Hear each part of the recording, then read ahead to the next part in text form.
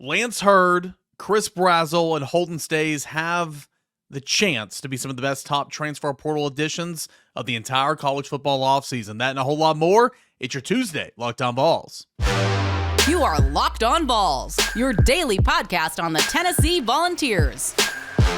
Part of the Locked On Podcast Network, your team every day.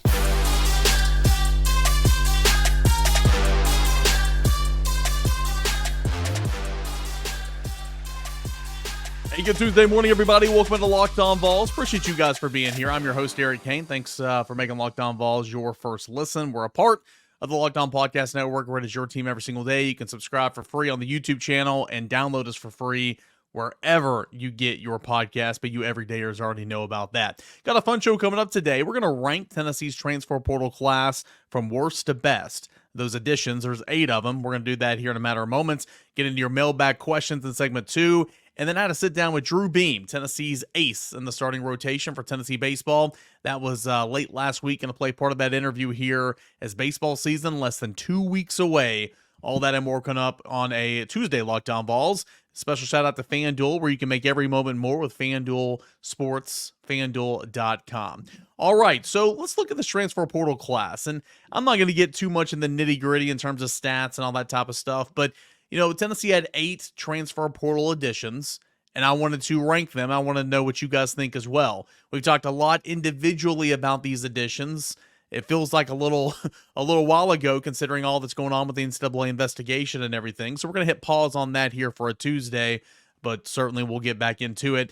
Tennessee's 8 additions via the transfer portal. Offensive tackle is Zalance Heard, tight end Miles Kitzelman, wide receiver Chris Brazzell II, cornerback Jermon McCoy, Jalen McMurray, safety Jacoby Thomas, tight end Holden Staes, and defensive tackle Jackson Moy.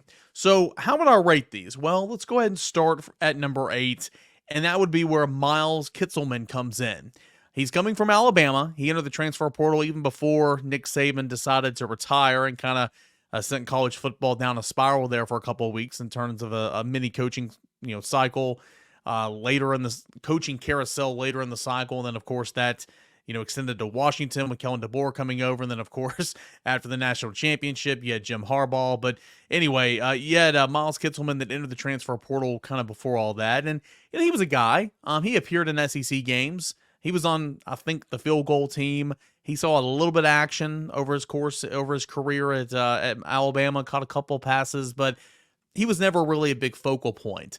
I do think it's big for Tennessee simply because, again, that room is depleted. As we know, you got Ethan Davis is going to lead the way. Holden Staes we'll get into here in a moment.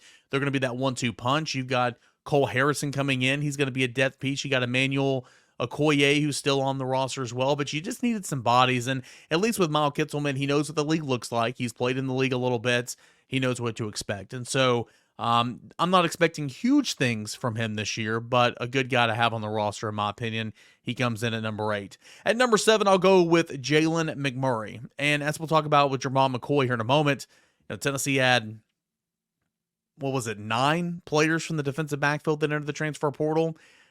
Graduation for Kamal Haddon, transfer portal for Danico Slaughter, for Brandon Turnage, for Warren Burrell, for a couple other ones I'm even forgetting out right here. But point is, the cornerback room kind of depleted this year, and then of course Gabe Judy-Lawley's going on and pursuing the NFL. So you needed some bodies there, and you needed some depth there. And Jalen McMurray coming over from Temple, he's a freshman All-American. He's done a lot of good things, but still young and coming from much lesser competition. A guy that's going to get in there and compete, and at the very minimum will likely play some snaps for Tennessee next year and be a guy that Tennessee can hopefully count on. So building that room back up, I think, was big. And you go young, multiple years of eligibility, and some pretty nice accolades early on in his career at Temple. That is Jalen McMurray. We'll go to number 6, and kind of along those same lines, but a veteran. I think he's got 2 years technically of experience with the red shirt and COVID year and all that, but has played a whole lot of football at MTSU, and that is Jacoby Thompson. Tennessee's 2 starting safeties are gone, from last year, and of course you had, Jalen You had Jalen McCullough, a tank who's been there forever. You had Wesley Walker, who has played a whole lot of football. And Wesley Walker, of course, is in the transfer portal, committed to Louisville. And, McCullough has exhausted his eligibility. So a lot of snaps there. And you've got John Slaughter, who's going to be competing. You've got Andre Turrentine, who's going to be playing some safety next year. But you need more competition there.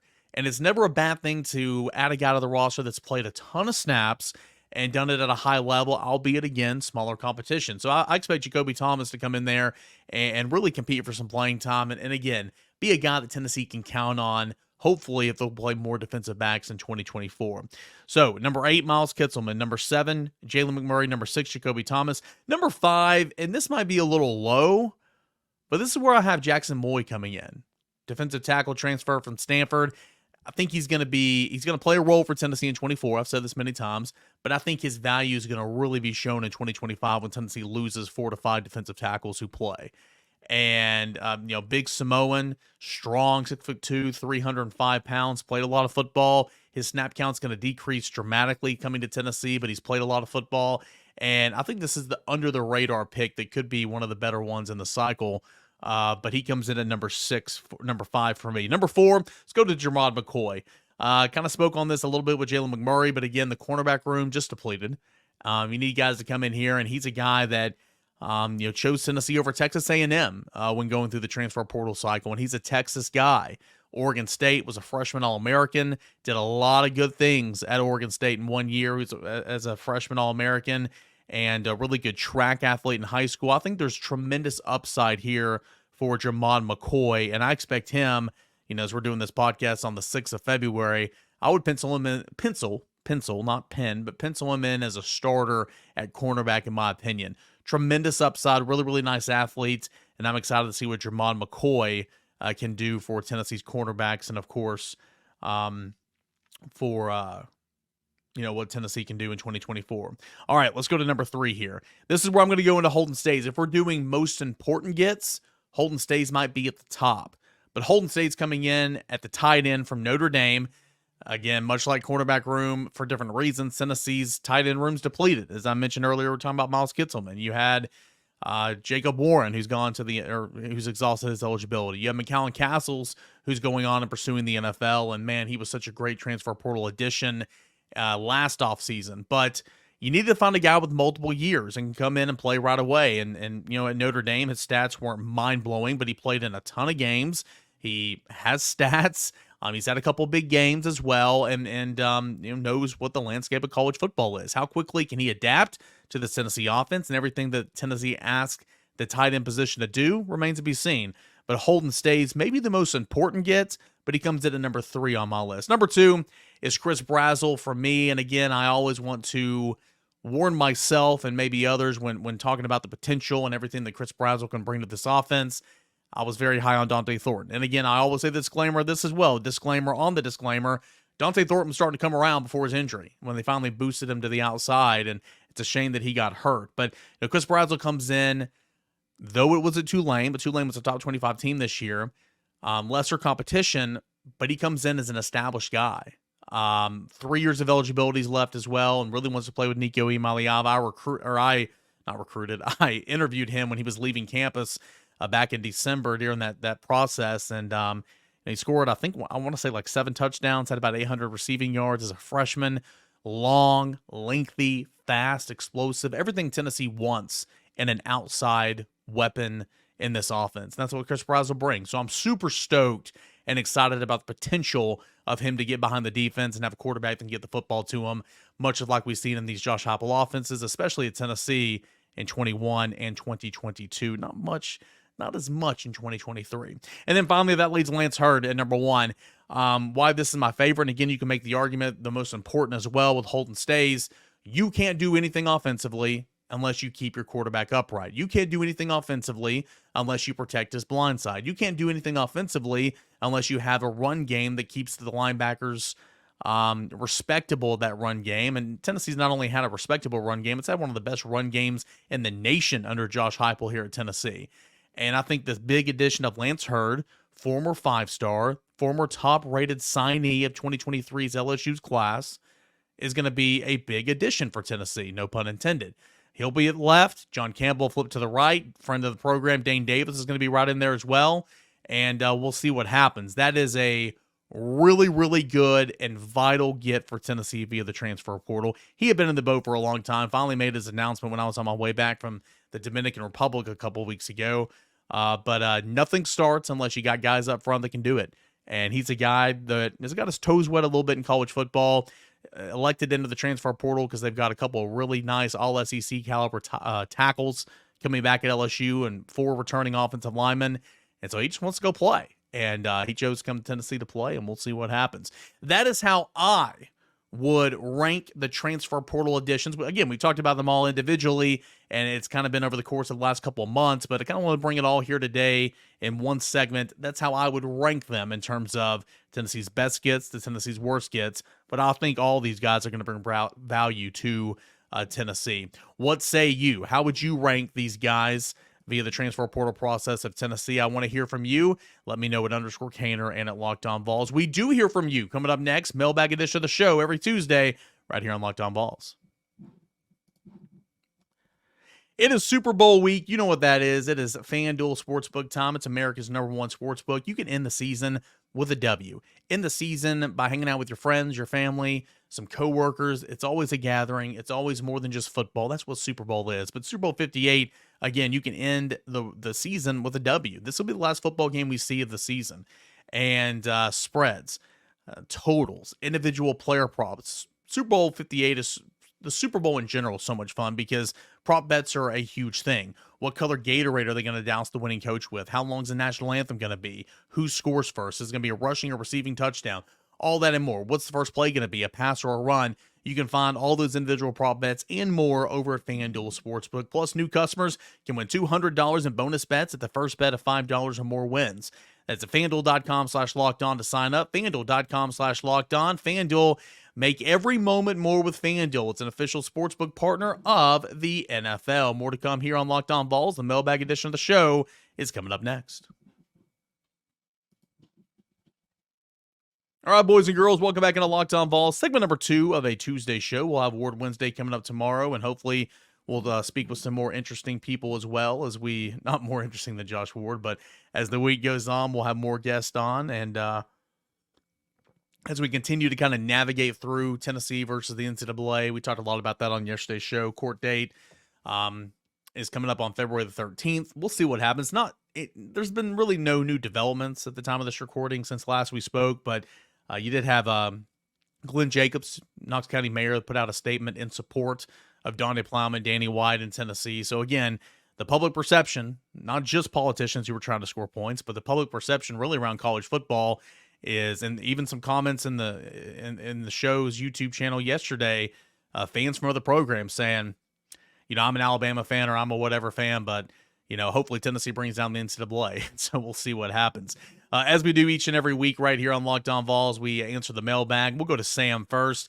When did NIL go into effect? NIL went into effect on June the 30th, 2021. So essentially the 1st of July when the new academic year kind of flips over. And when did Bryce Young start at Alabama? Bryce Young started at Alabama in 2021. So it was pre-NIL. It seems Bryce Young's employment with Uber Eats may have preceded NIL. If so, what a great example by the NCAA. I mean, yeah, I would agree. That's why they mentioned him, right? I mean, he came into the college scene before NIL was a thing, and sure, he had a part-time job, doing Uber Eats and all that. But then he signed year NIL deals to where he was a multimillionaire. Again, as I said on Monday's show, my retort would be, yeah, Bryce Youngs are not on every single team. There's only one Bryce Young.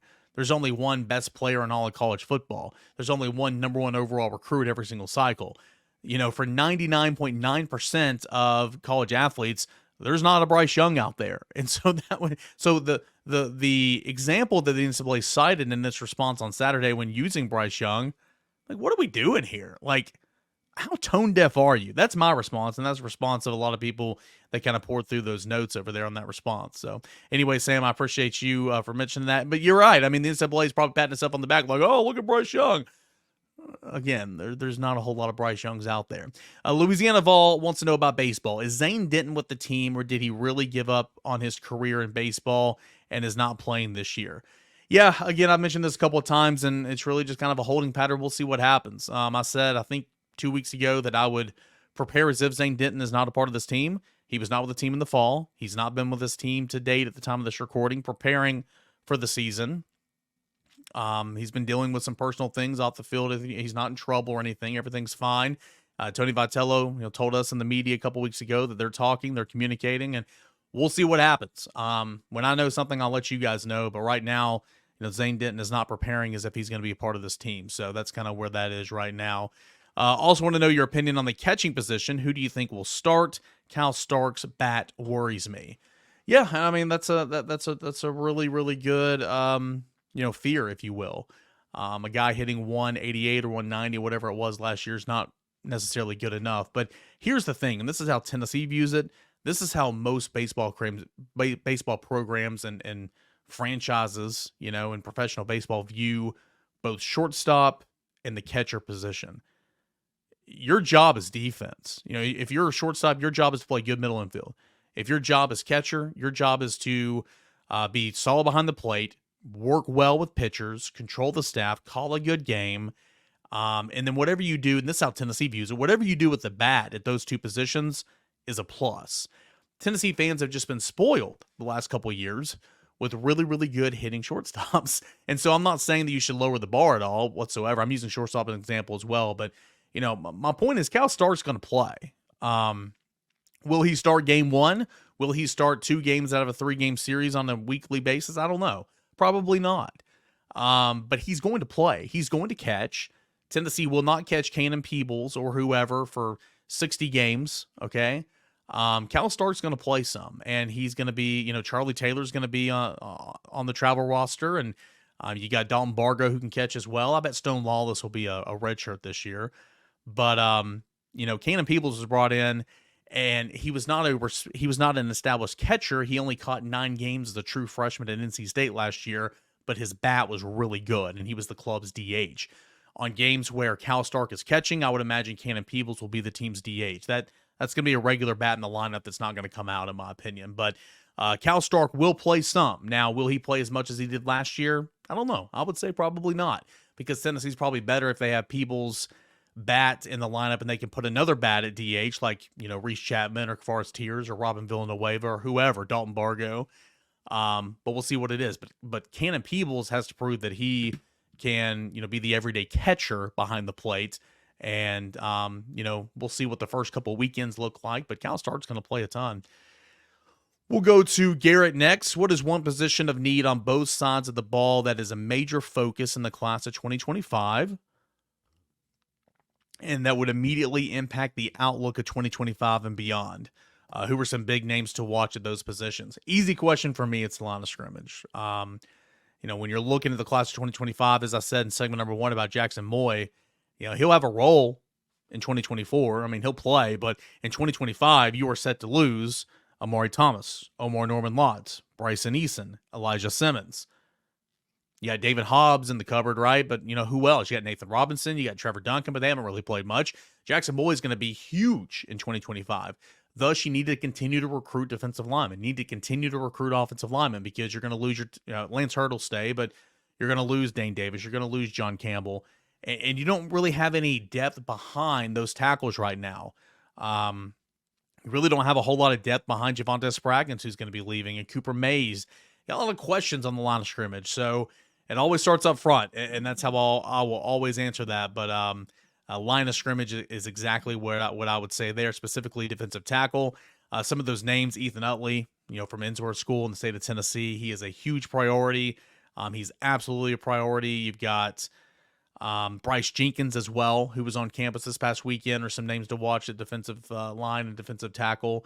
Offensive tackle, the names we've been mentioned, Juan Gaston, you've got Josh Petty, you've got David Sanders. Those are the big-time offensive tackles Tennessee's after right now, as well as Jalen Matthews, who was on campus this past weekend for a junior day.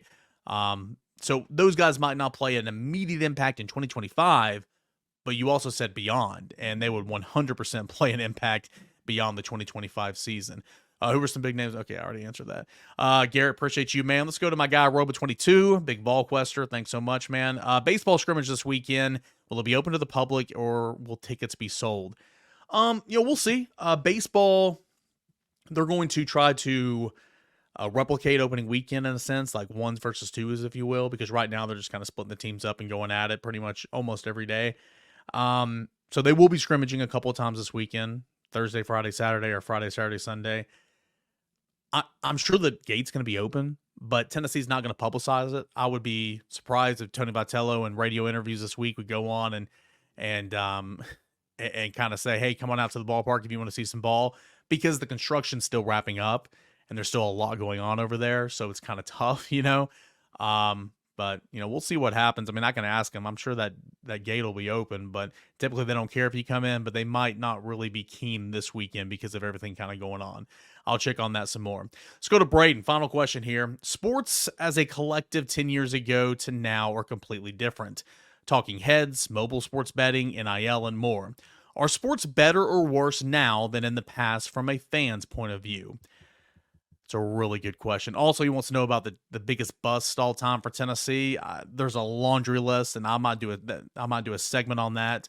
I know this was a question for last week's show, and I'm continuing to push it off, but that's a really good segment. The one that comes to mind right now is J.J. Peterson, but I know there's many more than that. To answer your question up here in terms of from a fan's perspective, is sports better now or was it better 10 years ago?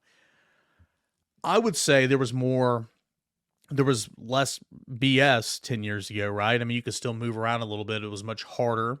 Graduate transfers could always leave, but you'd have to get a waiver. And 10 years ago, the NCAA wasn't as stingy with the waivers as they were right before the transfer waiver was passed, the one-time transfer. Now you can transfer multiple times, and I don't like that. NIL was not a thing, so you didn't have that headache. So many of the talking heads like myself, we use lines and we use spreads as talking points and all that. I would say, and this is my opinion as a sports fan first and foremost, that it's better because you get way more content. Think about the month of December. Think about January, guys. We talk transfer portal all the time. Now, we could do without the NCAA investigation talk this week and last week, but think of how much more entertainment you're getting from a year-round basis. Transfer portal window is going to open back up at the end of spring practice as well. Maybe there'll be some movement there. I just think from that perspective, you get more entertainment. And as a fan, you're going to consume that entertainment and that content, and you're going to enjoy it. Now, were there less headaches 10 years ago? 100%. You can do without a lot of the stuff happening right now. But I would say it's better. And for people like me, content creators and people that work in the profession, it's 100% better because there's more things happening right now. More so than anything you could possibly imagine 10 years ago. So that's a really good question. Love to hear from you guys on that as well. From your point of view, was sports better 10 years ago or are they better now? Would love to hear what you got to say. And maybe we'll share some of that and plus your rankings of the transfer portal editions for Tennessee on tomorrow or Thursday's show. Hey, when we come back, I had to sit down with Drew Beam, the ace of the Tennessee pitching staff, what he's looking forward to coming up for this baseball season, opening day, less than 2 weeks away. I'll have part of that conversation coming up next right here on Locked On Vols. Passion, drive, patience. What brings home a winning trophy is also what keeps your ride or die alive. eBay Motors has everything you need to maintain your vehicle, leveled up to peak performance from superchargers, roof rack, exhaust kits, LED headlights, and more. Whether you're into speed, power, or style, eBay Motors has got you covered. With over 122 million parts for your number one ride or die, you'll always find exactly what you're looking for. And with the eBay Guaranteed Fit, your part is guaranteed to fit your ride every time or your money is back. Because with eBay Motors, you're burning rubber, not cash. With all the parts you need at the prices you want, it's easy to turn your car into the MVP and bring home that win. Keep your ride or die alive today at ebaymotors.com. Eligible items only. Exclusions apply. eBay's Guaranteed Fit only available to U.S. customers. My sit down with Drew Beam is coming up next right here on Locked On Vols. One thing when you look at this upcoming season that might be different for you, you may ask to be pitching on Friday nights. You may ask to take the ball on Saturday and not just be that Sunday stopper, if you will. Such a great role for you the last couple of years because You could sweep a series, you could win a series, you could salvage a series. I mean, it's really kind of a critical role there that you were really good in. But if you were to be asked to take the ball on Friday or Saturday, how does that change, if anything, for you? I think the biggest really turn or change in anything is going to be timing of the day. I mean, most Sunday games we're playing that noon 1 o'clock start, so it's it's a pregame breakfast, and then you're playing. There's not other meals in there and stuff like that. I think the biggest thing, them Friday and Saturday night games are they're usually night games, so daily routine will change if it comes to that. So that'll be a little learning curve, but I've seen other guys do it, so it shouldn't be too hard to adjust to. And then another thing is, I mean, it's different pitching during the night than it is during the day. During the day, it's a lot hotter. Early season, it's definitely a lot colder during night games. Sometimes that sun can save you, even if it's 30 degrees outside. Just having that sun hitting you feels real nice on you. So, subtle adjustments or stuff like that. But all in all, the game plan and how we attack and how I'm gonna go after hitters really won't change, regardless of the day I'm throwing on. So, really excited to see where things are and how things go this season. Spent some time with USA Baseball over the summer, as we can see the jerseys there behind you. I know that was a cool experience for you, and you did well. Went through fall and everything. What have you done this offseason to try to better your game? Maybe work on select pitches, maybe endurance, whatever the case is. What have you done this offseason to try to get better specifically? Yeah, big emphasis this offseason was really get more in depth into the weight room, work on the diet, and then baseball, pitching wise, we trying to really nail down the cutter. I had it last year, kind of went away from it, so we added it back in and kind of really refined it, and just trying to perfect my game and perfect the craft of pitching, and just dial down the little things. Honestly, just not trying to change too much, but really hit home and get good at the little things, I guess. You got a lot of new faces on the mound this year, some contending to be that number 3 starter alongside you and A.J. Russell. Others are going to find their roles in the bullpen, but some freshmen, some newcomers via junior college, some arms via the transfer portal. Who are some names that are kind of standing out so far in January into February and maybe did some good things over the fall? Yeah, I think some arms I'm really excited to see. We saw them freshman year. Had some things last year go on, but it's going to be Wyatt Evans. It's one of my boys. I think he's going to make a role for us and play a good guy on our side of things, and I think he'll throw some good quality innings for us. Some other names, another lefty, Chris Stamos from Cal. He's a new face in Knoxville, but he's been around the game for a while, so he's going to do us some good to get us some good innings. Another big name that I like, and that's new to Knoxville, but it's Marcus Phillips, big right-handed pitcher. Dude just looks like a hoss when he's up there on the mound. He's massive, really strong, muscular dude, and he throws the crap out of the ball. So that'll be another good name to watch. And then we've got a handful of freshmen in there that can pick and choose their innings. We'll see who makes it to the top of the totem pole of that freshman class. But they've been fighting and crashing and crawling, trying to get to that front and pick out some innings this year. But it's going to be fun to see who comes up on top there. Yeah, from a guy who, worked along with, Chase Burns to get to the top of that totem pole of your freshman year and had a significant role of being in the rotation. Maybe Derek Schaefer's asked to start some games this year, maybe even early on. Maybe Matthew Dallas down the line is asked to start some games this year. If that is the case, what would your advice be to those guys, having been, that was your story 2 years ago, being a guy, a week in rotation that was counted on? Yeah, I mean, coach has shown that he shows no shame in starting freshmen, and that if they're worthy of it, then he's all for it. And it's kind of what he did with me and Burns. He threw us into the fire and let us go and run with it and run wild. So my advice to them is just going to be take it every step at a time, take it one game at a time. Really slow the game down. It's just another baseball game. I mean, it's other than the fans on the outside, it's the same game you've been playing since you were, however old, 5-6 years old. It's just baseball. So at the end of the day, it's just throwing the ball to your catcher and hoping they don't hit it. So just don't let the outside noise get to you. Does transfer pitcher Nate Snead, does he throw the hardest on the team, would you say? I think so right now. There's some guys that are crawling back trying to get up to him, but it'll be some good competition. We don't have any Ben Joyces throwing 105, but we've sure got a bunch of guys who can pump some heat up there and put some high numbers up. Yeah, there's not many Ben Joyces out there that anybody can have. Your velo went up a little bit last year. I remember as a freshman, you were sitting kind of low 90s, and you were sitting kind of mid 90s, maybe topped that around 96, if I'm not mistaken. Is that just weight room? Is that just getting is that Q in the off season? Yeah, that's just buying in and really focusing on the weight room in the off season and stuff, and that's really all it can attribute to. It all translates. So whatever you're gonna do in the weight room, doing the right things in the weight room, especially, translate well to on the field performance. All right, man. So you got Cal coming back behind the plate. You got Charlie back there behind the plate as well.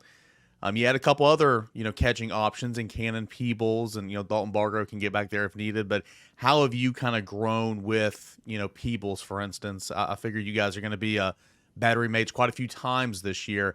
How has he been behind the plate, and how has he and some of those other transfer kind of grown in the locker room out there throughout this really this academic year over the fall and these last few weeks? Yeah, I mean, the whole catching staff. I mean, Coach E does so well with those guys. They're all so bought in. They're the hardest working fellows on the team. I mean, they first people doing something at the field, they're the last people doing something. So they're always working. I mean, they've got so many things between catching us, doing doing their own hitting, doing PFP work with us. I mean, they're always on the run, always doing something, and they're absolute grinders out there. So just the whole catching staff in a whole has been really good, and they're being super competitive, which is something I love. I mean, every day it's healthy competition. They're going after each other, trying to one up each other in every single aspect. So it's been great watching the fall. A lot of growth from the new guys getting in and learning Coach E's system and how we do things here, and kind of just maturing through that system and learning from Cal and Chuck, who have been here for a few years. And it's like just seeing that knowledge transfer over and how everybody's kind of buying in, and all those catchers, every day they're ready to go to work for us pitchers too. So that's just kind of, what we like to see. And it's been good to see that through the fall and into this spring and ready to get into season with them. All right, man. Last thing, at the time of this recording, 2 weeks, it's opening day.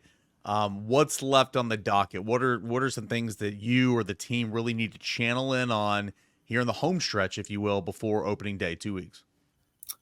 Yeah, I mean, just keep building together to get to a team aspect of things. Right now we're playing each other every single day and stuff like that. So I mean, just it's constant competition against each other. But here in a few weeks, we'll dial in and we'll start going as one whole team, where every single player is pulling the same rope versus pulling against each other, playing each other right now, being competitive.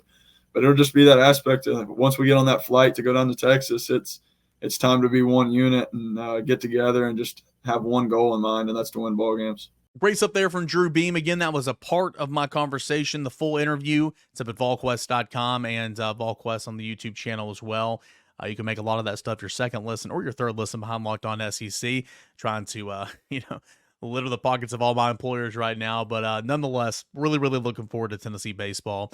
We won't talk a ton baseball in this podcast because I know what moves the meter, guys. It's football, it's transfer portal, it's a little bit of basketball. We will sprinkle in some baseball talk just like this in segment 3s in the third segment of these shows. But I cover it on the beat on the day-to-day basis, so I'm looking forward to it, and I'm sure a lot of you guys are as well. Hey, when we come back on Wednesday's show, we'll check in with Josh Ward. We had to skip last week, but we'll have him on the show for Ward Wednesday. Any new developments in Tennessee versus the NCAA, all that and more. We'll continue to break it all down here on Locked On Vols as the week goes on. Stay safe, and we'll talk to you tomorrow, everybody.